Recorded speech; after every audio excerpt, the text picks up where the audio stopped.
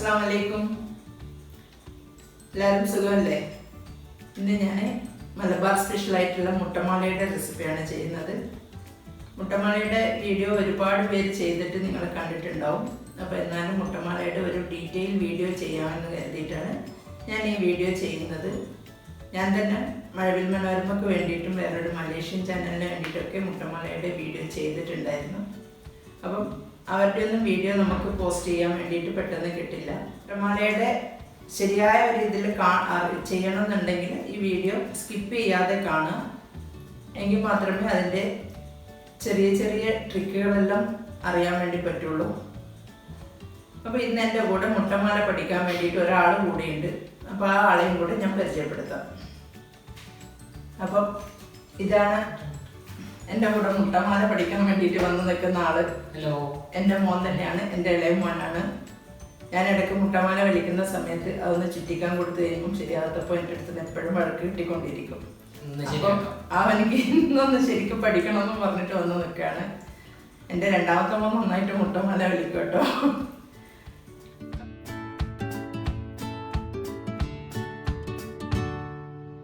നമുക്ക് ഇതിൻ്റെ ഇൻഗ്രീഡിയൻസ് നോക്കാം. ഇൻഗ്രീഡിയൻസ് രണ്ടേ ഇൻഗ്രീഡിയൻറ്റ് മാത്രമാണ് ഉള്ളത്. ഞാനിതൊരു 15 കോഴിമുട്ട എടുത്തിട്ടുണ്ട്. ഒരു 300 ഗ്രാം വലിയൊരു കപ്പ് പഞ്ചസാര എടുത്തിട്ടുണ്ട്.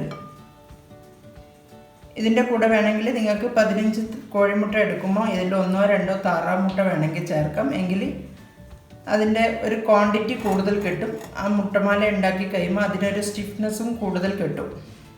അപ്പോൾ നമുക്കിത് ആദ്യം പൊട്ടിച്ചെടുക്കാം.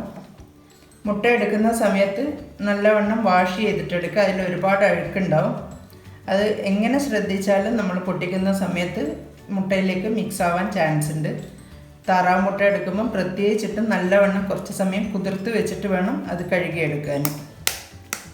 ഇതിനെ നമുക്ക് എല്ലാം ഒരു പാത്രത്തിൽ ഒരു ബൗളിലേക്ക് പൊട്ടിച്ചൊഴിക്കാം.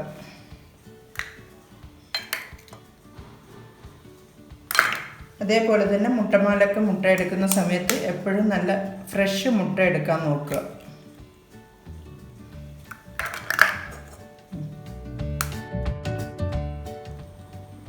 മുട്ട ഞാനിവിടെ പൊട്ടിച്ചെടുത്തിട്ടുണ്ട്. ഇതിനെ ഒന്ന് സെപ്പറേറ്റ് ചെയ്യണം. സെപ്പറേറ്റ് ചെയ്യുന്ന സമയത്ത് തന്നെ ഇങ്ങനെ എടുത്തു കഴിഞ്ഞാൽ ഇതിൻ്റെ മേലെയുള്ള പാട പോലെയുള്ളത് നമുക്ക് ഇതുപോലെ എടുത്ത് മാറ്റാൻ പറ്റും. അത് കഴിഞ്ഞാൽ ഒരു ചെറിയ ഡോട്ട് പോലെ ഉണ്ടാവും. അതും കൂടെ ഇങ്ങോട്ട് മാറ്റിയതിന് ശേഷം വേണം അരിപ്പയിലേക്ക് ഇടാൻ. ചെറിയ കണ്ണുള്ള അരിപ്പ വേണം എടുക്കാൻ, അല്ലെങ്കിൽ മുട്ടയുടെ വെള്ളം അതിലേക്കൂടെ പോവും. നമ്മളിങ്ങനെ മഞ്ഞ മാത്രം എടുത്ത് മാറ്റി കഴിഞ്ഞാലും ഇതിൻ്റെ കൂടെ കുറച്ച് വൈറ്റ് പെടും, അതിൻ്റെ മേലയിലുണ്ടാവും. അപ്പോൾ അത് ഇതിലേക്ക് മിക്സ് ആവാതിരിക്കാൻ വേണ്ടിയിട്ടാണ് വീണ്ടും അരിച്ചിട്ടെടുക്കുന്നത്. അരിച്ചെടുത്തിട്ടില്ലെങ്കിൽ നമ്മൾ മുട്ടമാല വലിക്കുന്ന സമയത്ത് അതിൻ്റെ ആ ഒരു നമ്മൾ കയ്യിലാണോ അല്ലെങ്കിൽ എന്താ എടുക്കുന്നതെന്ന് വെച്ചാൽ അതിനിട്ട ഹോള് ഈ വെള്ളം കൊണ്ട് അടഞ്ഞു പോകും. അപ്പോൾ നമുക്ക് പിന്നെ മുട്ടമാല വലിക്കുന്ന സമയത്ത് മാല പോലെ കിട്ടാതെ അതിങ്ങനെ ഡ്രോപ്പായിട്ട് വീഴുന്ന സമയത്ത് ബോൾസ് ആയിട്ടേ കിട്ടുള്ളൂ. അപ്പോൾ എനിക്ക് കിട്ടിയ മുട്ടയും അത്ര നല്ല ഫ്രഷൊന്നുമല്ല. ഇപ്പം ലോക്ക്ഡൗണും പിന്നെ ചൂടും ഉണ്ടായ സമയമല്ല, അതുകൊണ്ട് തന്നെ മുട്ട ഒരുപാട് പൊട്ടി പോകുന്നുണ്ട്.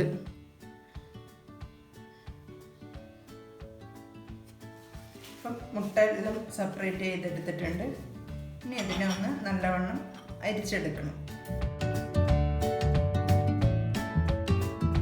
ഇതിൽ തന്നെ കുറച്ച് വെള്ളമൊക്കെ പെട്ടിട്ടുണ്ട്. പൊട്ടിയ മുട്ടയൊക്കെ ഞാൻ ഇതാക്കുന്ന സമയത്ത് ഇതിൽ കുറച്ച് വെള്ളം പെട്ടിട്ടുണ്ട്. അപ്പം അതൊക്കെ ഇതിൽ മിക്സ് ആവാതിരിക്കാൻ വേണ്ടിയിട്ടാണ് ചെറിയ കണ്ണുള്ള അരിപ്പ എടുക്കാൻ പറയുന്നത്. അപ്പോൾ ഇത്രയും വെള്ളമുണ്ട്. ഇതെല്ലാം പെട്ടതാണെങ്കിൽ നമുക്ക് മുട്ടമാല നല്ല രീതിക്ക് വലിച്ചെടുക്കാൻ വേണ്ടി പറ്റില്ല. അപ്പോൾ ഇതിൽ നിന്ന് ചുവപ്പ് മാത്രം ഒന്ന് അരിച്ചെടുത്തതിന് ശേഷം നമുക്കിതൊക്കെ ഈ ഒരു ചിരട്ടക്കയിൽ വെള്ളയിലേക്ക് തന്നെ ഒഴിച്ചു കൊടുക്കണം. ഇതിനും 4 ഹോളുള്ള ചിരട്ടക്കയിലാണ്. ഇതിൻ്റെ കണ പൊട്ടിപ്പോയത് കാരണം പിന്നെ ഞാനൊരു പ്ലാസ്റ്റിക്കിൻ്റെ കപ്പ് എടുത്തു. ആ കപ്പിനും ഞാൻ ഇതുപോലെ സൈഡിലായിട്ട് ഹോളിട്ടിരിക്കുകയാണ്. നടുവിൽ ഹോളിടരുത്. നടുവിൽ ഹോളിടുന്ന സമയത്ത് നമ്മുടെ മുട്ട വരുമ്പം എല്ലാം ഒരുമിച്ച് വീഴുന്ന സമയത്ത് 4ആയിട്ട് വരുമെങ്കിലും പാത്രത്തിലേക്ക് എത്തുമ്പോഴേക്ക് അത് ഒന്നായിപ്പോവും. അതുകൊണ്ട് ഇതുപോലെ സൈഡിൽ വേണം ഹോളിടാൻ. അതും നമ്മൾ എന്തിനെ കൊണ്ടെങ്കിലും ഹോൾ ഇടുകയാണെങ്കിൽ ഉള്ളിൽ നിന്ന് പുറത്തേക്ക് വേണം ഹോള് കുത്താൻ, എങ്കിൽ മാത്രമേ നമുക്ക് പുറത്തേക്ക് ഇത് വന്ന് കിട്ടുള്ളൂ. വിധത്തിലും ഓരോരുത്തരും ചെയ്യുന്നുണ്ട്, ഞാൻ ചെയ്യുന്ന രീതിയാണ് ഞാൻ കാണിച്ചത്. പിന്നെ അതേപോലെ തന്നെ മുട്ടമാല ഉണ്ടാക്കാൻ എടുക്കുന്ന പാത്രത്തിൽ ഒട്ടും എണ്ണമയം ഉണ്ടാവാൻ പാടില്ല. ഞാനൊക്കെ ഈ ഒരു ഉരുളിയെല്ലാം മുട്ടമാലക്ക് മാത്രമായിട്ട് മാറ്റി വെക്കുന്നതാണ്. അതല്ല എന്നുണ്ടെങ്കിൽ നമ്മൾ ഏതെങ്കിലും ഉപയോഗിച്ചുകൊണ്ടിരിക്കുന്ന പാത്രം എടുക്കുന്നതാണെങ്കിൽ അതിലൊന്ന് നല്ലവണ്ണം കുറച്ച് വെള്ളം തിളപ്പിച്ച് 1-2 പ്രാവശ്യം തിളപ്പിച്ച് അതിലുള്ള എണ്ണമയം മൊത്തം പോക്കിയിട്ട് വേണം മുട്ടമാല ഉണ്ടാക്കാൻ, അല്ലെങ്കിൽ അങ്ങനെ കുഴഞ്ഞു പോകും.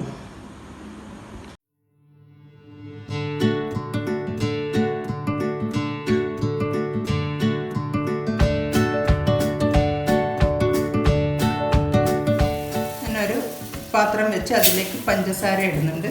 ഒരു വലിയ കപ്പ് പഞ്ചസാര, അതായത് ഒരു 300 ഗ്രാം പഞ്ചസാര ഉണ്ടാവും. 300-400 വരെ എടുക്കാം.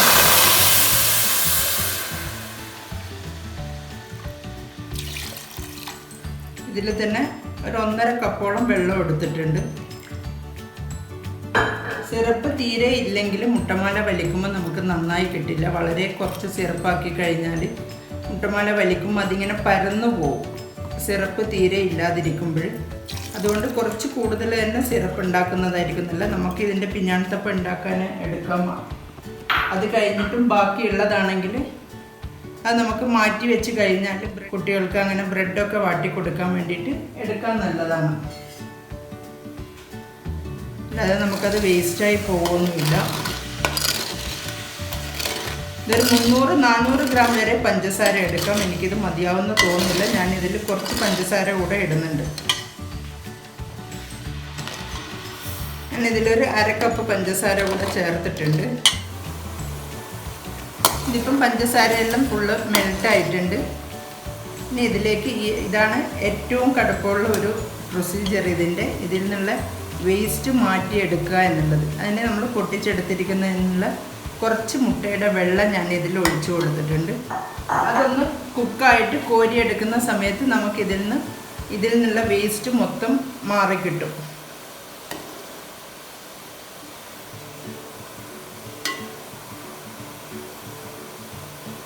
മുട്ട ഒന്ന് നല്ലവണ്ണം ഒന്ന് കുക്കായി കഴിയുമ്പം ഫ്ലെയിം കുറച്ച് കഴിയുമ്പം ഇതെല്ലാം കൂടെ ഊറിയിട്ടുണ്ടാവും. അത് 2-3 പ്രാവശ്യം ഫ്ലെയിം കൂട്ടിയും കുറച്ചും വേണം ഇതിനെ കോരിയെടുത്ത് മാറ്റാൻ വേണ്ടിയിട്ട്.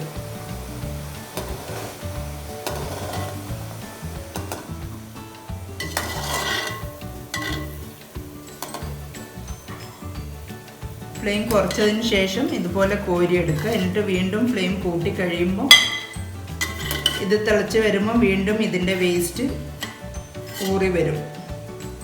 അങ്ങനെ ഒരു 2-3 പ്രാവശ്യം ഇതാക്കി കഴിഞ്ഞ് വേണം ഇതാക്കാൻ. നമുക്ക് ഇവിടെ നാട്ടിൽ നിന്ന് മുട്ടമാല ഉണ്ടാക്കുമ്പോൾ ഏറ്റവും ബുദ്ധിമുട്ടുള്ള ഒരു കാര്യം ഈ പഞ്ചസാര ക്ലിയർ ചെയ്തെടുക്കുക എന്നുള്ളതാണ്. ഗൾഫുകാർക്ക് അത് അത്ര വലിയ ബുദ്ധിമുട്ടുണ്ടാവില്ല. അവിടെയൊന്നും കിട്ടുന്ന പഞ്ചസാരയിൽ ഇത്രയും വേസ്റ്റ് ഉണ്ടാവില്ല.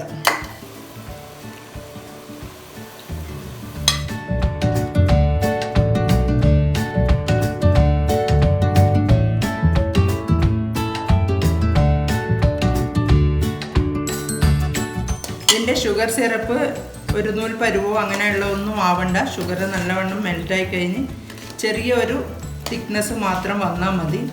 അധികം തിക്കായാലും മുട്ടമാല നന്നാവില്ല. അധികം ഒട്ടുന്ന ടൈപ്പൊന്നും ആവണ്ട. ഇതുപോലെ നല്ല പത വരുന്ന സമയത്ത് വേണം മുട്ടമാല വലിച്ചെടുക്കാൻ. മുട്ടമാല വലിക്കുന്നേരം അധികം സ്പീഡാവാനും പാടില്ല, അധികം സ്ലോ ആവരുത്.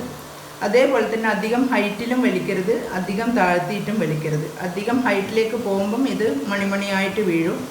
അധികം താഴ്ത്തി വലിക്കുന്ന സമയത്തും ആവി കയറിയിട്ട് ഇതിൻ്റെ ഹോൾ അടഞ്ഞു പോകാൻ ചാൻസ് ഉണ്ട്. അപ്പം അതേപോലെ സ്പീഡും എല്ലാം നമ്മൾ ആ ഒരു നാക്കിൽ വേണം വലിച്ചെടുക്കാൻ വേണ്ടിയിട്ട്.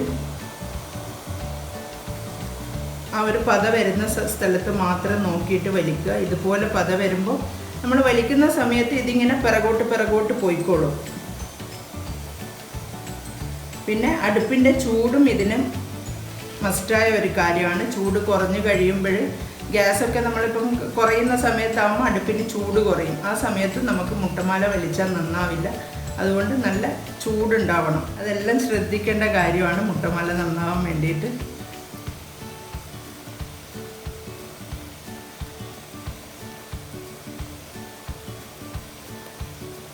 കാണാൻ നിങ്ങൾക്ക് നല്ല നേരിയ മാലയായിട്ട് തന്നെ കിട്ടിയിട്ടുണ്ട്. ഇതിനെ 1 സ്പൂണ് കൊണ്ട് ഇങ്ങനെ ഒന്ന് തട്ടി കൊടുക്കുക. എങ്കിൽ ഇതിൻ്റെ അട്ടിയൊക്കെ ഒന്ന് ഇളകി കിട്ടും.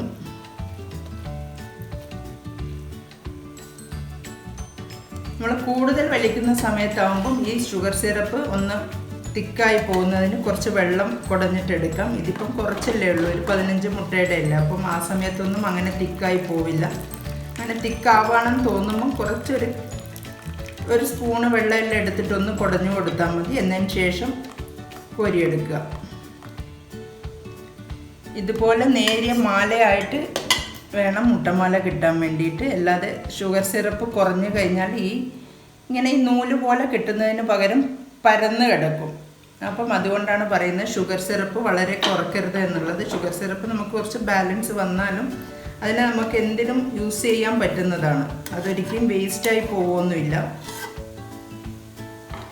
ഇനി ബാക്കിയുള്ളത് പോലെ വലിച്ചെടുക്കാം.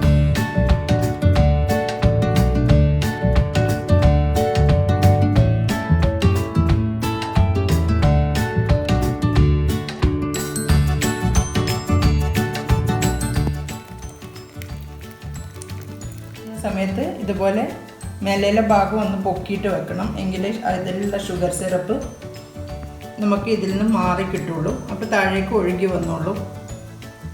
നമ്മൾ അങ്ങനെ കോരി ഇതിൽ പ്ലേറ്റിലേക്ക് ഇടുന്നതാണ്. അപ്പം അടുത്തതിന് കോരി വെക്കുന്ന സമയത്ത് ഇതിനെ എടുത്ത് മാറ്റുകയോ അല്ലെങ്കിൽ മേലോട്ടേക്ക് മാറ്റിയിട്ട് അതിൻ്റെ താഴെ വെക്കുകയോ ചെയ്താൽ മതി. ഞാൻ ഈ ഷുഗർ സിറപ്പ് ഒന്നുകൂടെ തിളപ്പിച്ചതിന് ശേഷം ഓഫ് ചെയ്ത് ചൂടാറാൻ വേണ്ടി വെച്ചതാണ്. ഇതിപ്പം ചൂടാറിയിട്ടുണ്ട്.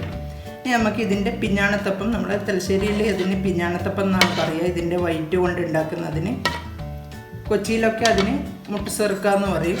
പക്ഷേ നമുക്ക് മുട്ട സെറുക്ക അതല്ല, വേറെ ഒരു കറി കൂട്ടി തരുന്നതാണ്. ഇതിന് പിഞ്ഞാണത്തപ്പം എന്നാണ് പറയുന്നത്. മുട്ടയുടെ വെള്ളം എടുത്തിട്ടുണ്ട്. ഇതിലേക്ക് ഒരു പിഞ്ച് ഉപ്പ് ഇട്ട് കൊടുക്കുക. നമ്മളിപ്പോൾ കൂടുതൽ മുട്ടയൊക്കെ എടുക്കുന്നതാണെങ്കിൽ മുഴുവനും വെള്ളം ആവശ്യം വരില്ല. പിഞ്ഞാണത്തപ്പം കുറച്ച് മതിയാവും. അപ്പം ആ വെള്ളം മാറ്റി വെച്ച് കഴിഞ്ഞാൽ ഓംലേറ്റൊക്കെ ഉണ്ടാക്കുമ്പം കറി വെക്കുമ്പോഴൊക്കെ അതിൽ മിക്സ് ചെയ്യാൻ പറ്റുന്നതാണ്. ഇനി ഇതിലേക്ക് ഇതേപോലെ ഒരു പിഞ്ച് ഏലക്കാപ്പൊടി അല്ലെങ്കിൽ വാനില എസൻസ് ചേർക്കാം. ഞാൻ അധികം വാനില എസൻസാണ് ചേർക്കാറ്. ഞാനിപ്പോൾ ഇതിൽ ഏലക്കാപ്പൊടിയാണ് ചേർത്തിട്ടുള്ളത്. മിക്സിയിലൊന്നും അടിക്കേണ്ട ആവശ്യമില്ല. ഇതുപോലെ ഒന്ന് ബീറ്റ് ചെയ്തെടുത്താൽ മതി. ഷുഗർ സിറപ്പ് കൂടെ ഒഴിച്ചു കൊടുക്കാം.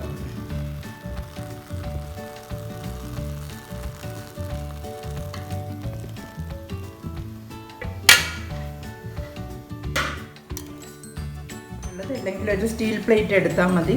ഞാൻ ഇതിൽ സാധാരണ അങ്ങനെ ഒഴിച്ചിട്ട് കട്ട് ചെയ്തെടുക്കാറാണ്. ഇതിപ്പോൾ എനിക്ക് മുഴുവനായിട്ടും ഇതിൽ നിന്ന് എടുക്കേണ്ടത് കൊണ്ട് കുറച്ച് ഓയിലൊന്ന്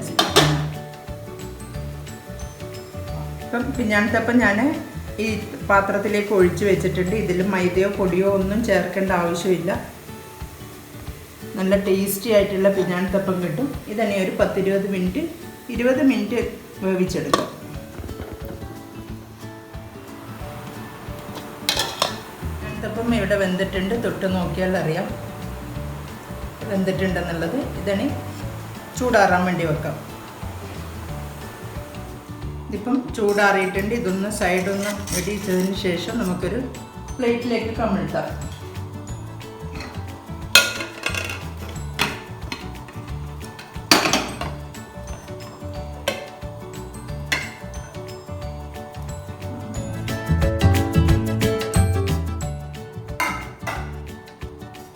ഇതിന് കട്ട് ചെയ്ത് നമ്മുടെ ഇഷ്ടത്തിനനുസരിച്ചിട്ട് പ്ലേറ്റിൽ സെർവ് ചെയ്യാം.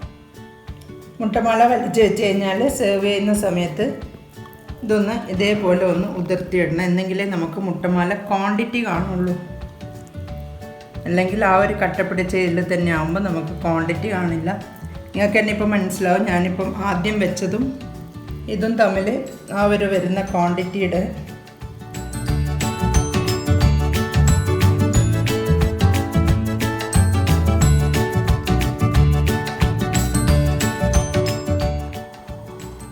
ഇതുപോലെ ഒന്ന് ഉതിർത്തിയിട്ടാൽ മതി.